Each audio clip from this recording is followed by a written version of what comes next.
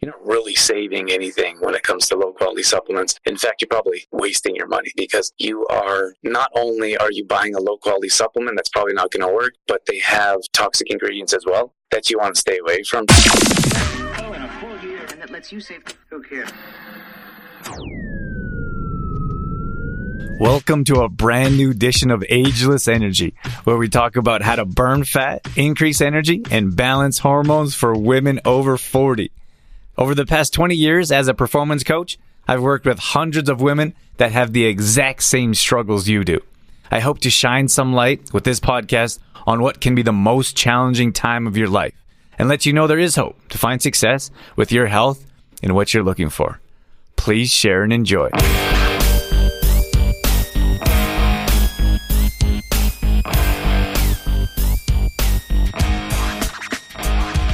Good morning. Welcome to another show. Today we're talking about how to get the most out of your supplements. Particularly, I'm going to be talking about 5 supplement mistakes that I see, particularly women 40 plus make. So that's today's show. This is an important topic. I feel like a lot of people, it's not just, there's a number of different things that we see issues with when it comes to supplements, and why you're not seeing the results that you're hoping for. So hopefully this is going to be a nice, tight show on 5 different reasons or different mistakes. So we're going to dive in here. However, if you're new here, you're not sure who I am, my name is Drew Tadia, founder and CEO of True Form Life. For the past 20 years, we've been helping women 40 plus increase energy, burn body fat, and balance hormones. So if that's you, you're in the right place. And these suggestions are specific for you. So let's dive in. The first one is going to be taking low quality or cheap supplements. So I feel like there's a lot of people out there that think that all supplements are created equally. That is not the case. That is kind of why we're here. Quick backstory for me, I was in college and I was told, I had a whole tackle box full of supplements. I was told to take supplements and eat a bunch of protein and lift heavy weights. And I felt like that was all wrong. So what I did was and for me, I had a bunch of health issues. I was injured and I felt like I should never be injured. I was nasally. I didn't sleep well. I was irritable. I was immobile. There's a lot of issues. And so I started reading ingredients and I couldn't believe what was in ingredients. I couldn't believe what was allowed. So I'd look at an ingredient on the back of my protein container and I'd do research and I'd just fall into endless hours of research. And I couldn't believe this. Like, is this real? Is this true? Why would this be happening? How is this legal? And then from there, like that was months, which turned into years. Then I started to design my own supplements in my dorm room. And I was taking them just for myself. And then my teammates asking me, like, what are you taking? Like, what is this powder? What's that concoction? All stuff you buy at like bulk food types of stores, grocery stores. I was in the bulk bin. I was in the supplement stores trying to find the simplest and cleanest ingredients. And it was so hard. And I was like, what is wrong with this industry? Which is pretty much how we got into ours. But you could look at a couple of our supplements. Like we currently have the only organic collagen sold by a Canadian company. So we're the only Canadian company selling organic collagen. I think that's pretty cool. When I was doing some research around collagen in particular, there's a number of different reasons to stay away from mainstream conventional low quality collagen in particular. Sucralose is a big one. That's in most, like that destroys your gut bacteria. That's in most low quality protein powders. That's in a lot of low quality collagen powders. It's just a cheap sweetener, additive filler that you want to stay away from. And then of course you have unknown sources, like unethically sourced. You have to look at, depending on the source, antibiotics, hormones, and even like you have trendy terms like grass fed. Those like all they have to do is put the animals on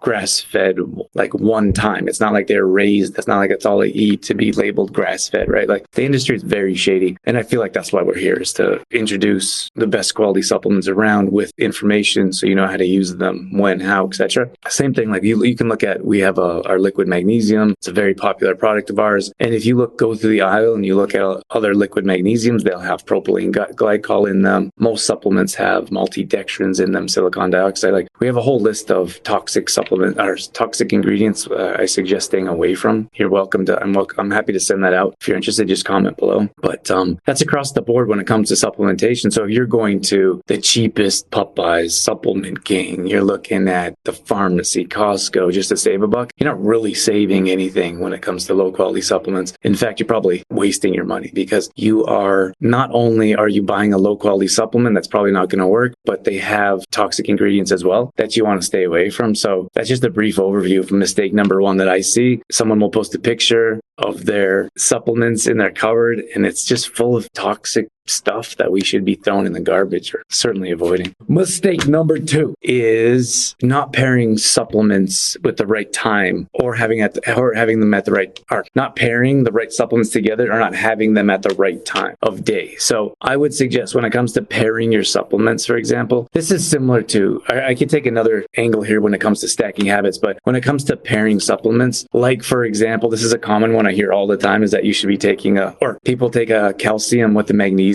It doesn't work. And then people say, oh, I take a magnesium. It doesn't work for me. Magnesium's not for me. And I'm like, well, what are you taking? You're taking a cheap Jameson name brand one that doesn't do anything. You're not taking enough of it. So, I'm getting magnesium in a multivitamin, which I'll talk about here in another tip. But so I guess dosage could be one in particular. Other additives that you need to stay away from. But when it comes to not pairing particular vitamins, nutrients, supplementation, you have to stay away from misinformation, which is impossible. But if you look at calcium and magnesium, they sell them in one pill form, but the calcium wins out when it comes to absorption. So you think you're taking magnesium, or you think your body's absorbing or getting magnesium because you're taking a magnesium pill. But because of the calcium, you're not absorbing what you should be, because the calcium blocks those pores, and the calcium is all absorbed and the magnesium is not. So that's why you need to stay away from those two, like in a combo. Okay, from there, I want to mention vitamin D and magnesium. If you're taking vitamin D, you want to take that with K2. K2 is the driver that prevents calcification, and it takes that vitamin D to the right places that it wants to go or should be going. So vitamin D plus K2. And then from there, you have to look at your magnesium levels. So if you're taking vitamin D without magnesium, it's not absorbing as it should be. Once you have enough magnesium stores built up, then the vitamin D will be properly absorbed into your body. So those should be taken together. What else do my notes say here? Taking, some people are a bit more, how can I say, sensitive to a magnesium. So there's different forms of magnesium. I would suggest taking a form, like if you're taking our supplements, for example, I know some of you are, I would take a liquid magnesium in the morning, and then I would take a Mag10 later on in the afternoon or in the evening. So understand that there's different forms of magnesium, and you can take them at different times of day for different benefits. So you can certainly take supplements too late in the evening, which could be possibly keeping you up at night. So it's really difficult. It's really difficult to offer general advice, because everyone is individualized. Everyone is different and reacts differently. But when it comes to certain things, like I used to work out before bed and I didn't have a problem sleeping. But sometimes people could be working out at 5, 6 in the evening, and they could be taking protein powder. They could be taking a pre-workout, post-workout, those sugary energy types of powders that we probably shouldn't be taking anyways. But that kind of stuff keeps us up at night. We don't even think about it. We're like, oh, I'm doing a good thing for my body. I've got a few hours before sleep, but then you're up all night because you've taken, you could be, have all the dopamine, and you could have all the exciting things going on in your brain keeping you up at night. Or it could be the pills, powders, and potions you're taking pre-workout to fuel your workout, which are keeping you up. So not pairing supplementation is certainly important. Okay, I only have 3 more. The third one is expecting overnight results. This is an important one because supplementation is very different from pharmaceuticals. A lot of times people take a pill, and we're used to taking a pill that could be prescribed by a doctor. Could be antibiotics, and then you take the antibiotics and your infection is gone after that phase is over with. Or you take Advil and then your headache goes away, right? Those are pretty instant results, and we expect the same results when it comes to supplementation, but it's very different. In my opinion, it's better. In most cases, if you're looking at medications, pharmaceuticals, they work without question, but they usually work instantly, immediately, but they usually come with some extra baggage, which could be called side effects later down the road. And I've heard people say, oh, well, I've been taking this and I feel nothing wrong. And I'm like, well, it's not going to happen instantly. These types of damage on our body, like taking medications for long term, could happen later down the road. And then there's no clear connection. So that makes it really difficult. But to tell you exactly what may happen in the future, but I'm not telling you to stay away from pharmaceuticals. I'm not telling you to stay away from like an Advil if you have a headache. That's not my goal here. You guys have to make your own decisions for yourself. And if you feel like it, you can talk to your physician about that. What I'm saying here is that these are two very different subjects. When it comes to supplements, I feel like you get more bang for your buck because initially you usually get an initial benefit, whatever that may be. If it's magnesium, you may get a boost of energy or reduce chronic pain, or you may sleep better. If it's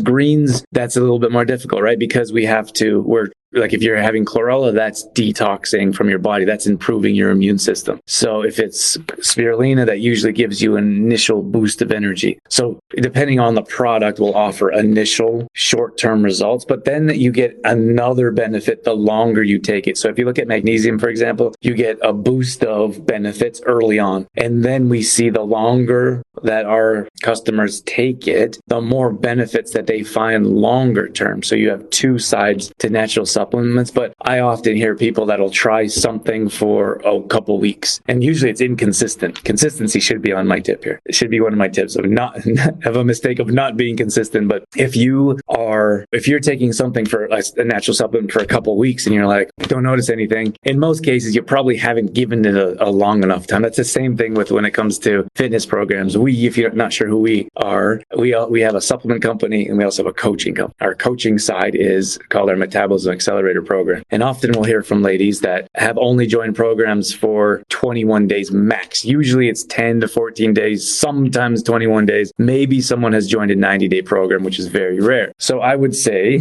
you haven't joined anything to give yourself a long enough chance to know if it actually worked or not. You really have to dig in and be in it for the long haul. And I would say long haul, like minimum of 6 months, that's pretty short in my opinion. And just think about, you've been doing one thing or very little for 20 years, and then you do something for 3 weeks and you're like, hey, what's happening? It's not working. So you have to commit for a longer period of time when it comes to anything in life really worth doing. But in this case, I'm talking about supplements. A couple things that you could consider is we have a subscription for most of our supplements. We also have bundles. So if you have a subscription and you know it's coming, you're more likely to take it. Some people are like, oh, that's a waste of money. I'm going to have too much. Well, in our case, you can pause or cancel at any time. But for you, knowing that there's going to be more coming each month, it would be a longer term commitment to help you stay on track with your supplements and be like, okay, I better take this. More is coming. And usually one container or one serving or one bag, it's not going to give you the long-term benefits you're hoping for anyways. So I feel like if you really want to try something, or if you really want to use something, you should commit to something a little bit longer term to know if it works or not for you. One of the things I would like to ask of you guys is that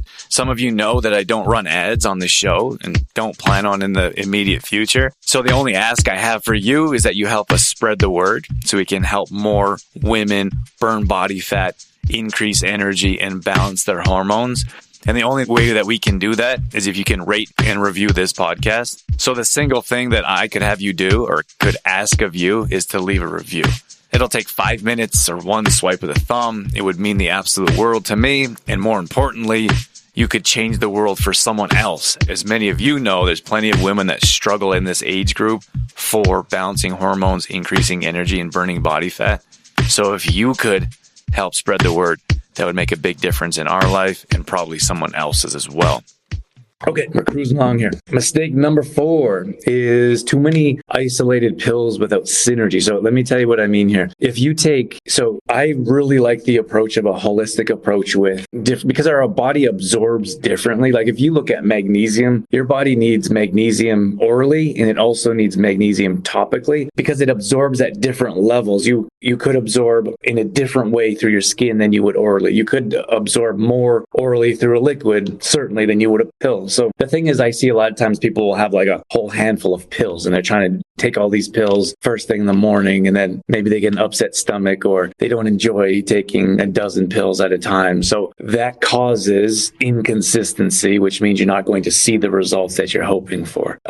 So what I would suggest is that you take a well-rounded balance to your supplementation. So you might take some capsules, you might take some tabs, you might take some powder, and you might take some liquid. I feel like, at least personally, I feel like that's a well-rounded approach to getting supplementation in different ways. Like, for example, MCT oil, I wouldn't really call it a supplement. I feel like it is in the supplement industry, but you can pour that. Like for me this morning, I drizzled that on my eggs after I cooked. I used grass-fed butter to cook my eggs. And then after the eggs were done, I drizzled on MCT oil just because the properties are more solid when they're not cooked, even though you can use MCT oil on low temperatures. So that would be, what am I saying now? So that would be one way to take an MCT oil in a liquid form. Our liquid magnesium, it's obviously a liquid. You can take capsules, like our activated charcoal is capsules. Our maca is powder. So you can take them in different, like, oh, I don't want a powder, just take the pills. Like you can take maca in pills if you want. I would just suggest you would get more out of it, like more absorption if your body is getting it in different ways in a more holistic, well-rounded approach instead of just like trying to dump a bunch of pills in your belly. Then I also think that goes back to my last one the second one of not pairing supplements properly. If you're not pairing supplements or even stacking supplements, like for example, let me see if this is my last one. Okay, that's not my last one. If you look at supplementation, for example, and you know that different supplements work well together, like for example, like I suggest, so this is my morning shake. This is what I suggest that our members do, is you put, let's say you have protein powder and you have collagen. Well, those go really well together and they can actually work together. And then you have different benefits, right? So you have collagen, which is a little different, more directed towards joints, skin elasticity, digestion. Protein is more directed towards muscle recovery, those amino acids that are building blocks. And then you have maca, for example, that I put in here for an energy boost. It's a really nice hormone balancer. It's an adaptogen, so it helps fill in areas that you need most. So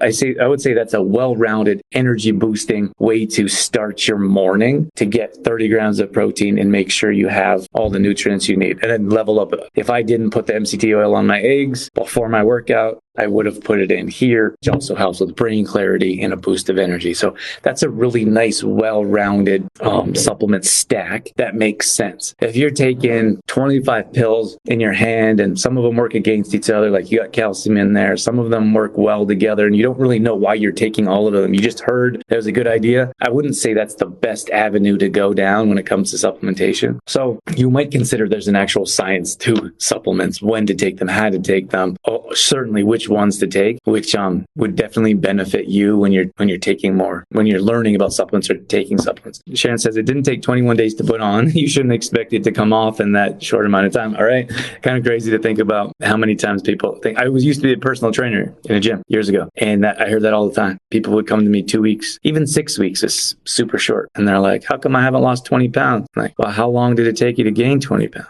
Or 40 pounds, like 40 years, right? So it was a slow process. Okay, my last one here, and I'll let you guys go. Okay, taking the wrong supplements in a unique phase of life. So hear me out. I hear this all the time, is people will just they'll grab like a protein, like a muscle building protein powder with a giant bodybuilder on the front. And I'll see like a woman, 40 plus, and it's like jam packed with aminos. It's got 45 grams of protein, usually low quality, with a bunch of other junk in there that you shouldn't be consuming. So like that, for me, we specifically talk to women 40 plus, that doesn't really make a whole lot of sense to me. Instead, the other one is, I'm not really a fan of multivitamins for a number of reasons, but I hear like, oh, my doctor told me to take a multivitamin, or I heard I should take a multivitamin. And the problem there is that usually they're low quality. Usually they have a bunch of other ingredients in there that you shouldn't be consuming. And usually they don't have enough of the vitamin or mineral that you want to make a difference. So we feel like we're healthy because we're taking a multivitamin, and we have a giant shake that we take before our workout, which has a bunch of junk in it. So it's not your fault. It's because the industry is built around mass production, sales, and not health. Much like health food stores along with grocery stores. We have to go out of our way to put in the extra effort to learn and educate ourselves. However, that goes back to taking the right type of supplements that you should be consuming for the benefit that you're looking for. So sometimes people will actually message me and they'll say, hey, it'll just be a random message from someone I don't really know. And they'll say, hey, what supplement should I take? And I'm like,